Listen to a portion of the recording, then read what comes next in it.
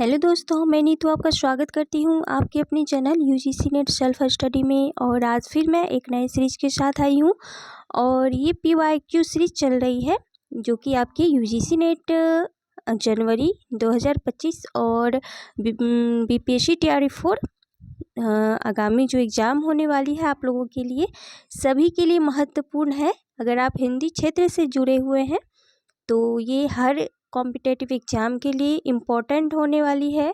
तो अगर पिछला वीडियो अभी तक नहीं देखा है तो प्लेलिस्ट बनी हुई है, आप जाकर देख सकते हैं। और चलिए सीधे चलते हैं प्रश्न के ऊपर।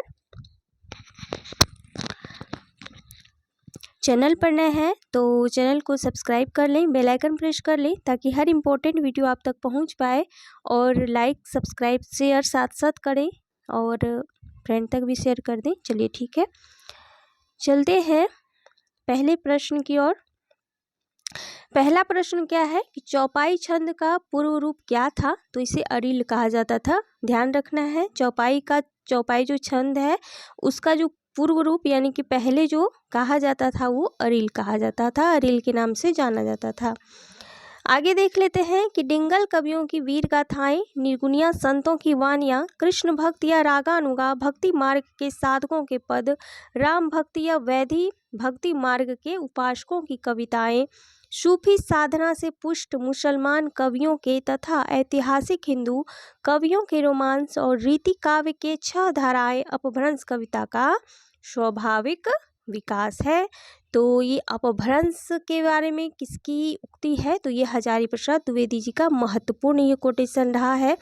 तो एक तरह से आपको इसमें अपभ्रंश कविता के बारे में प्रमुख बातें बताई गई है हजारी प्रसाद द्विवेदी के द्वारा, तो ध्यान रखना है। आगे देख लेते हैं कि कुंडलिनी की उद्बुद्ध होने पर जो स्फोट होता है उसे नाद कहा जाता है, महत्वपूर्ण है, ध्यान रखना है। आगे है स्वामी अग्रदास का संबंध किससे था? तो राम भक्ति शाखा से स्वामी अग्रदास संबंधित थे। जैसी ने अपनी काव्य कृति में कयामत का वर्णन किसमें किया है? तो ये आखिरी कलाम जो उनकी कृति है उसमें कयामत का वर्णन किया है।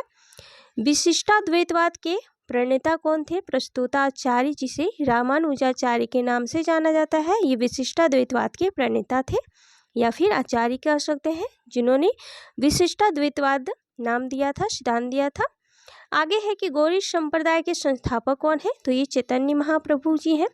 हित 84 के रचयिता है हित हरिवंश, ध्यान में रखना है, काफ़ी महत्वपूर्ण सभी रचनाएं हैं, रचनाकार हैं, सिद्धांत है, सिद्धांतिक जो बताया गया है सभी महत्वपूर्ण। यहाँ से 100% प्रश्न पूछे जाते हैं चाहे वो आपका कोई भी एग्जाम हो। आगे है कि यह सूचित करने की आवश्यकता नहीं है कि ना तो सूर का अवधि पर अधिकार था और ना जायसी का ब्रजभाषा पर। तो ये महत्वपूर्ण कोटेशन है, शुक्ल जी के द्वारा कहा गया है। आगे है कि गिरा अरथ जल बीच सम कहियत भिन्न न भिन्न, बंदो सीताराम पद जिन्हीं परम प्रिय छिन्न। तो उक्त काव्य पंक्तियां जो है ये तुलसीदास जी का है, ध्यान रखना है। आगे बढ़ते हैं कि धर्म का प्रवाह कर्म, ज्ञान और भक्ति इन 3 धाराओं में चलता है। इन तीनों के सामंजस्य से धर्म अपनी पूर्ण सजीव दशा में रहता है, किसी एक के भी अभाव से वह विकलांग रहता है। तो यह कथन किसका है? तो महत्वपूर्ण कथन है, रामचंद्र शुक्ल जी के द्वारा कहा गया है।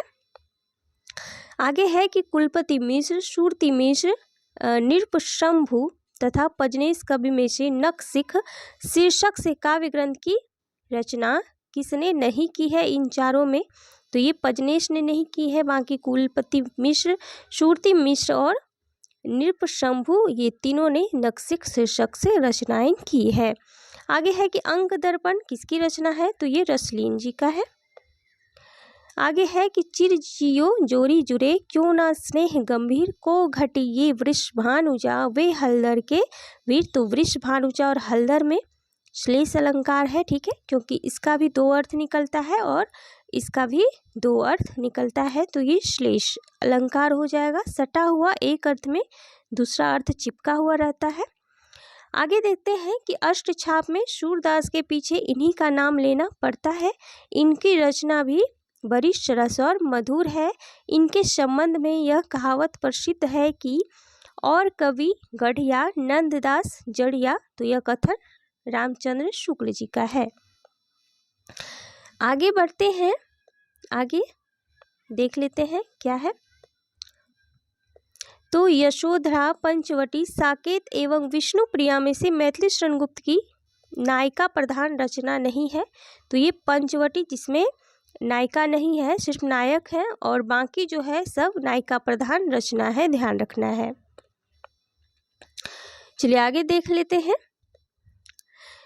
छोड़ द्रुमों की मृदु छाया, तोड़ प्रकृति से भी माया, बाले तेरे बाल जाल में कैसे उलझा दूं लोचन। तो इन काव्य पंक्तियों के रचयिता जो है सुमित्रानंदन पंत जी हैं।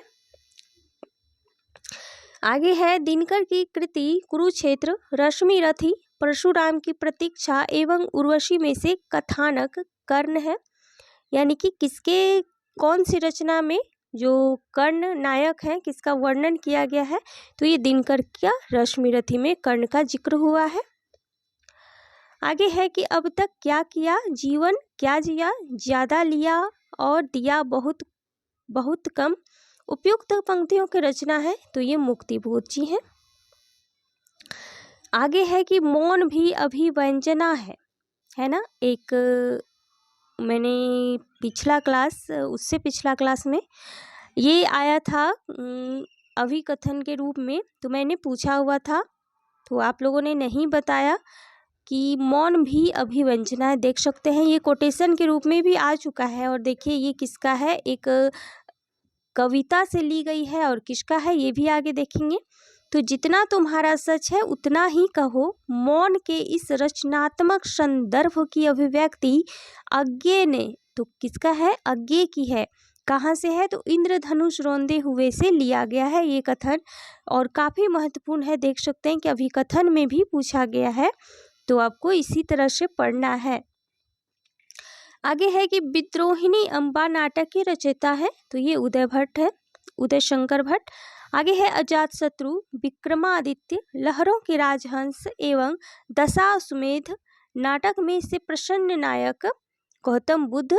तो ये लहरों के राजहंस जो नाटक है इसमें जो नायक रहते हैं गौतम बुद्ध रहते हैं प्रसन्न नायक के रूप में, तो आपको ध्यान रखना है। आगे देखते हैं ज्ञानदेव अग्निहोत्री, लक्ष्मी नारायण लाल, भारतेंदु हरिश्चंद्र एवं सर्वेश्वर दयाल सक्सेना में से सर्वाधिक नाटकों के रचयिता हैं।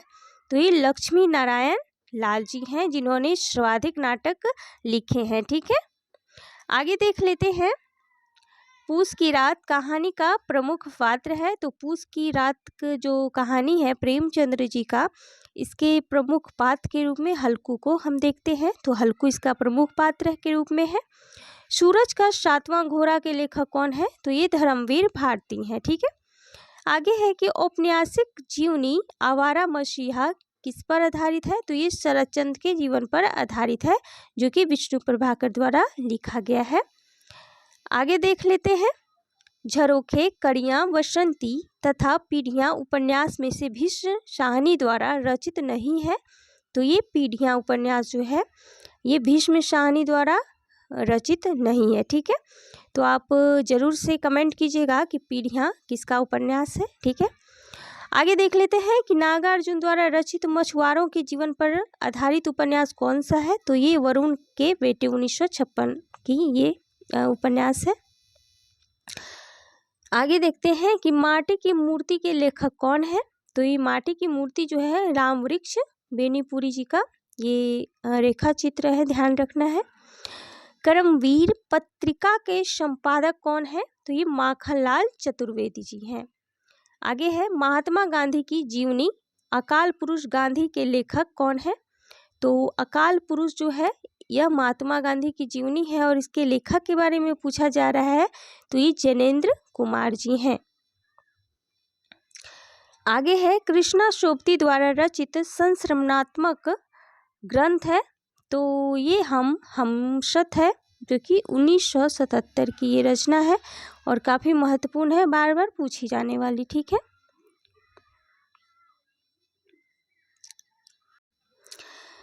आगे देख लेते हैं।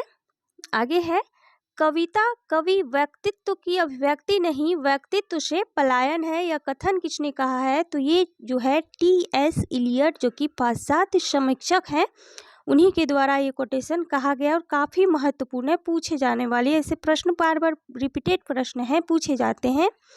आगे है कि बायोग्राफ या लिटरेरिया के लेखक हैं, तो ये कॉलरिज हैं।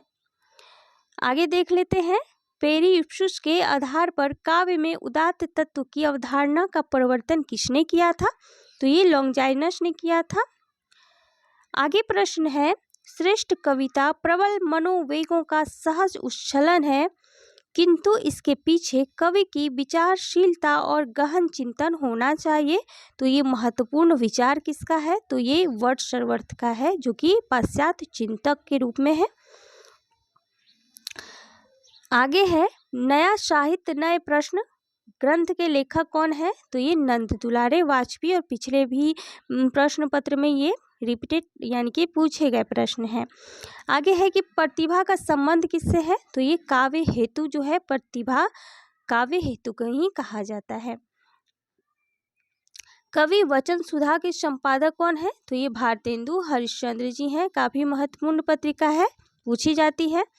आगे है कि रचना काल के आधार पर रचनाओं का सही अनुक्रम बताना है, तो ज्ञानदीप 1619, प्रेम रतन रचना काल इनके अज्ञात है, हंस जवाहिर 1736 ईस्वी और इंद्रावती 1744 ईस्वी, तो ध्यान रखना है इनके कर्म को। आगे देखते हैं, रचनाकार के आधार पर रचनाकारों का अनुक्रम बताना है, चंदायन 1379, मृगावती 1503, मधुमालती 1545 है और चित्रावली 1613 ईस्वी में है। तो यहाँ पर नहीं दिया गया है, लेकिन मैंने बता दिया, तो ध्यान रखना है।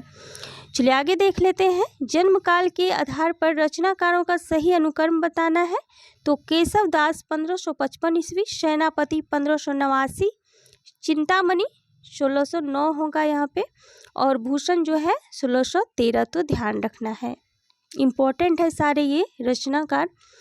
आगे है, जन्म काल के आधार पर कवियों का सही अनुक्रम बताना है, तो भारतेंदु हरिश्चंद्र 1850 ईस्वी, बद्री नारायण चौधरी प्रेमघट 1855 ईस्वी, प्रताप नारायण मिश्र 1856 ईस्वी, जगमोहन सिंह 1857 ईस्वी। और ये सारे जो कवि लेखक हैं, ये जो है भारतेंदु मंडल के ये सारे कवि हैं, तो सभी को आपको ध्यान में रखना है, पूछे जाते हैं प्रश्न, टीआरई में भी पूछे गए हैं प्रश्न यहाँ से।